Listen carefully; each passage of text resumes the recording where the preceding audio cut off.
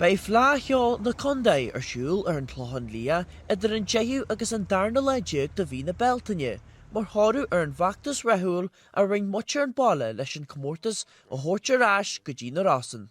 Wel, bhí ogin chuiste ar a Fleadh a mí man fómhar an éiris, agus bhí cearlú a thuirtaí buú leis a chaiste le an coltas, agus bhí gon sin tusaí a chacais go mbeidh Fleadh lonaíonn seo a gClochán Liath fáinne fí ceir agus fí chuig. Nuacht dóid don cheantar agus don phobal agus a rís tan ceáil leidir, tá tradition leidir ceáil an seo sa cheantar agus tá cóltas mína cráise a rís tá siad ar chúil an ceáil go mór an seo agus bhí gcónaí so nuacht dóid an dífisin. Tá ag súil go mór leis an Fleadh ag teart go dtí an gClochán Liath ar mí na Bealtaine, tá alána mar tíarsúil ar an phríosráid be ceáil a rith na seaartaine be comórtas tá. Agus sé clara ní chréimhsí a bhain an comórtas logo don Fleadh. Lach go dúir daoine páirtin had a céitreatha Delta agus ba chláran sin a bhaine agus ba seo logo chláran seo mar thuúil stór agus a stór lonaithe ar a siúlaid an seo a gClochán Liath.